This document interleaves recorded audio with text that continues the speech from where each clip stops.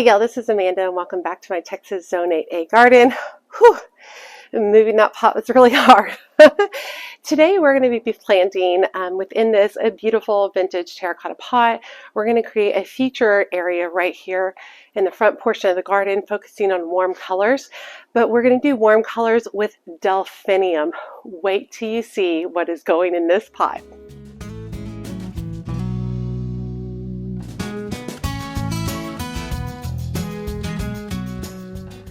Okay, so I got this pot maybe last spring. This was another Facebook Marketplace find. I think I bought this pot for $25.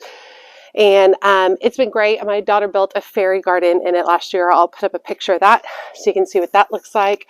It's got a lot of soil in it. I'm going to just top it off with some fresh soil.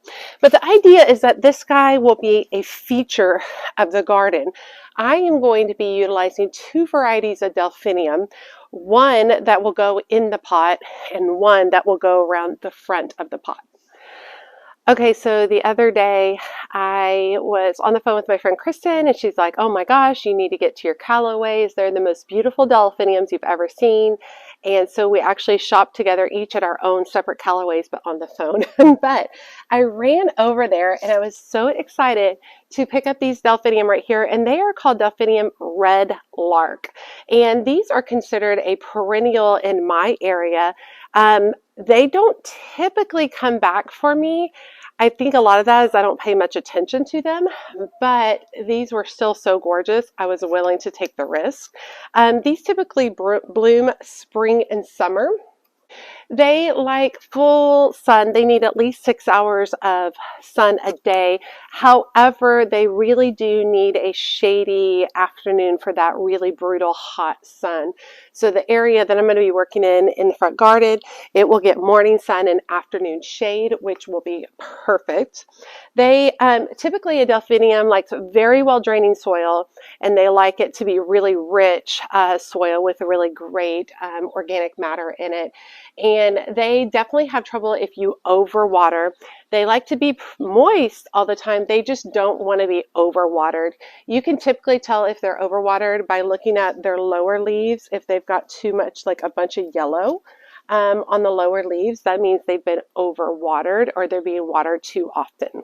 Now, this particular variety, Red Lark, is hardy in zones 5 through 8, so that's to about -20 degrees. They are about 24 to 28 inches tall and 18 to 24 inches wide. I am obsessed with the color, as you probably can see when you're looking at it on the screen, and I was really obsessed with the price. These are from Callaways, so I was shocked at the price, and the price was $12.99. Yeah, I don't typically see Delphinium. I was at that price. I was surprised they weren't $19.99 or even $24.99, but these were $12.99. And with that unusual color scheme and with my working to create more warmth in my garden, I knew that these were a perfect choice to add as a feature in the front part of the garden. Now, I've also been growing Delphinium from seed, and this year I had a lot of luck. It went really, really well. I grew a mix of Pacific Giants this year, which is a mix of different blues, whites, pale lavenders, purples, right around that range. And they're doing really great. I have them all as seedlings. I did a planting of them in one of the back flower beds, but I still have 6 seedlings remaining. So my thought is I would really like to incorporate these into that beautiful terracotta pot, and then I would like to do the remaining blue Delphinium around the base of the pot. Now, they will not be blooming at the same time. The seedlings are still probably a good 4 weeks off from blooming. These are obviously just about ready. So once these are wrapping up blooming, that's about the time that the other Delphinium, the blue Delphinium, will come up. So it'll be kind of nice that they'll take turns on the blooming cycle. I think will be really beautiful. Now, these are considered perennials in my area. They die all the way back to the ground, and then the roots typically stay alive, and then they come back from there. These can also reseed themselves. I have never had a Delphinium come back over the years, and I've grown a wide variety of Delphinium over the years, but I've never had them come back. I've never had them come back from seed. I've never had them come back from the roots. I don't know why. I just haven't. I think maybe this area is just a touch too hot for them because that's where my delphinium tend to struggle, is when we get into the months of July and August, they die. They just flat out die. And at that time, you know, we're just kind of like, okay, you know, we're done with them at that point. But that's really where I find the struggle, is they have a really hard time making it through the hot weather. Now, I do think that I might do some scaevola spilling over the edge of this. I'm going to see if I have a room. But let's go take a look at the space, and let's look at the delphinium in the space.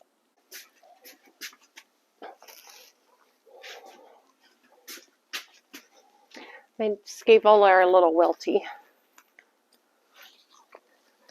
Okay, so I love the idea of this beautiful, taller situation in the back that'll kind of have those peachy red tones, and then the white scaevola spilling out the pot. The reason I like incorporating the white scaevola is because the terracotta pot is this terracotta color, so similar to these other blooms. I feel like I need a little bit of color break in here. And that's why having the white, I think, will help with having a distinction between the pot and the actual blooms. I'm going to go water this guy. Okay, like I said, I have 6 seedlings right here. Now, to my left is a grass I planted last year, and it did not make it through this weather. I kept thinking I was seeing grass coming back, but it is just not. So I'm probably going to dig that guy up. But so the idea is that these guys come across the front. They'll be tall and beautiful. I think they'll look really nice. One other thought is I have a mixed basket that Kristen made me for my birthday, and there's some ivy in it. I might tuck the ivy to spill out the side, maybe here or here. I'll look at that too. I might tuck that in, but you guys take a look and let me know what you think. Okay, just to give you a full view, I don't have a lot of warmth in this front. The only really warm things I have are some of the heucheras. These are the Proven Winners heucheras, which are just kicking butt and taking names. This particular variety is cherry truffles. So I've got 2 of those. So one there and one there. I also have a spirea back here. This is also Proven Winner spirea. I think it's like double red, something like that. Anyway, that has some warmth to it. So those are the only areas that I have warmth in the front. So this will take this in a completely different direction by adding that in. But the terracotta also brings warmth. I have another terracotta pot tucked back in here. If you all remember when I planted this guy, look how beautiful that is. Remember how I told you that the maidenhair fern would come up around it? Isn't it lovely? And I know some of y'all had concerns about the abytinia, and it is doing really well as well. That one looks really, really good. So it's such a feature, and I love how it's kind of like buried and hidden back there. I think it's so pretty. And so that's kind of the thought process behind this as well. So let's start by adding some fresh soil, lots of plant tone, and let's get these planted up.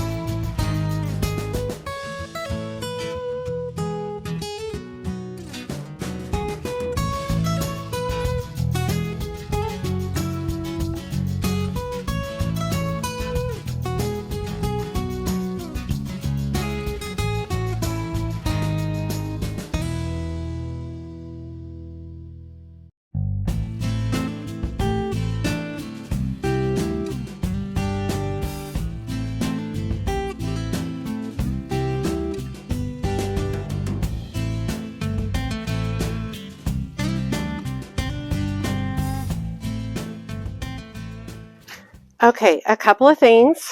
I'm going to go ahead and stake these, just using some little ring stakes that I've picked up. I've had them forever. Delphinium can get really top heavy, especially once their blooms open up. So I'd like to just go ahead and do this now because y'all know I'm going to forget later.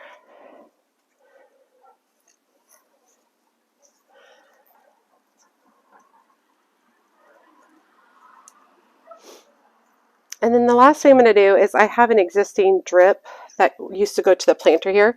So I'm going to open this up, put it in, and seal it so that we have drip run to that. Okay, so this is an existing drip. It's a ring of emitters. And I've learned now that the ring is hard to work with. I prefer to just work with one long piece that has a goof plug at the end.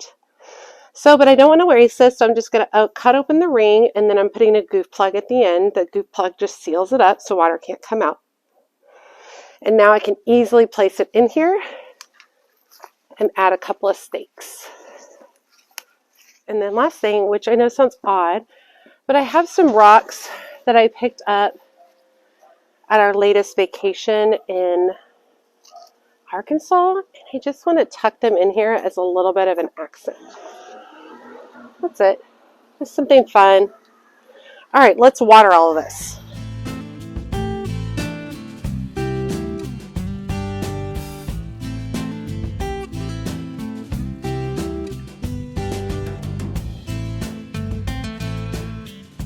Okay, I really like it. I think it looks fabulous. I'm not gonna lie, I'm also excited that there's still more room for planting. But it looks really, really nice. I think I could also put some other pots in here, which might be nice. So y'all let me know, should I add some more terracotta pots, or should I do some planting directly into the ground here? Or should I just leave it? I think any one will work. I think the scaevola was a good choice. At first I was like, I don't know. You really need it to break it up, right? There would be such a harsh line, terracotta and then the green. And I think that really softens it and makes it feel more established. I think it looks really good. Let's take a quick moment to look at this front border, y'all. These violas that I got from Walmart are still doing absolutely beautiful. And then I have the Caradonna salvia sage right there. It's doing really pretty. It's perennial. These are all the seed pods from the muscari. You're supposed to cut them off. I haven't done so because I really like them. I think they look really nice. Then we have several of the heucheras. This one is the cherry dolce. This one is, let's see if I got a tag. Oh, there it is. This one is wild berry. This one is just going crazy. Let me see where that tag is. This one is the black pearl, and I am obsessed with the black pearl. Look at all the beautiful blooms coming up. Really pretty. And then another wild berry, and then another cherry. Check out the hellebore there.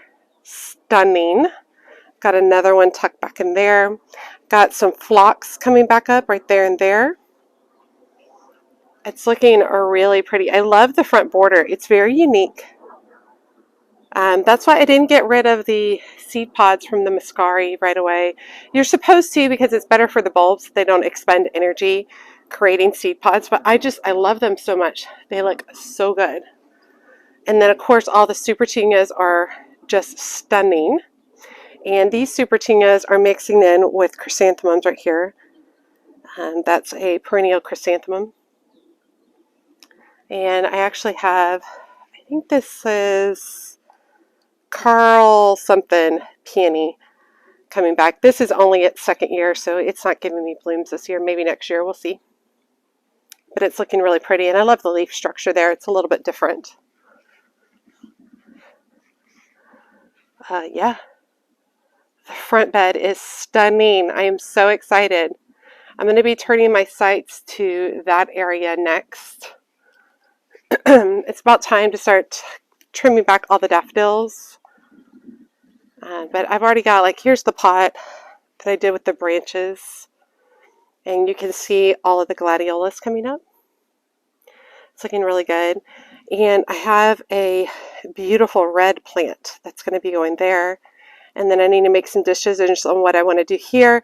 I haven't seen what I want in stock yet for here. I would really like some of the, let's see, the yellow gaillardia from Proven Winners. I think it's really pretty. I'd really like a lot of that right there. We'll see. Everything's looking really nice. Feeling good. This area, this is what I want. This is, I just plants overlapping each other. This is what I love. All right. Okay, just real quick. It's been a couple of days since I made this video, and I wanted to just show you all that we are getting some color blooming on these Delphinium. Absolutely beautiful. And I will be sure to post on Facebook and Instagram and TikTok when they are finally blooming. I didn't know that I would like heucheras so much. It's not typically my thing, but I really, really do like them. They're so pretty. Okay, sorry, I just keep looking at them. All right, I hope you enjoyed today's project. Now, today's project was, yes, it was about flowers and gardening, but it was a lot about design. Really kind of thinking about how I can maneuver some of the warmth into the front of the garden. As you can see, it's mostly cool tones, blues, purples, pinks, that kind of direction. And so while I don't want it to be like so vibrant that it's ridiculous, this is a nice subtle way to start working that direction to it. Adding the terracotta pot, that adds a lot of warmth, and then the warmth of those red lark delphinium, but then also backing it with some of the blue. I'm not wanting to get rid of all the cool colors. I want to mix. I want a mix of all the color. I want all the colors. But this is really about design, really thinking about how I could elevate that. If I had just put all of that into the ground, this would not have the same kind of wow factor to it. By having it in this beautiful container, elevating it some, I think it really, really adds a lot to the space, and it adds a little bit of drama and height, which I think the space was lacking. All right, you all, I hope you enjoyed today's video. As always, make sure you subscribe. All right, you all, I hope you enjoyed today's video. As always, make sure you hit that subscribe button and that notification bell so you know when my latest videos are up. And make sure you check me out on Instagram, Facebook, and TikTok. As always, she's a mad gardener or decorator or anything else that she wants to be. Thanks, y'all.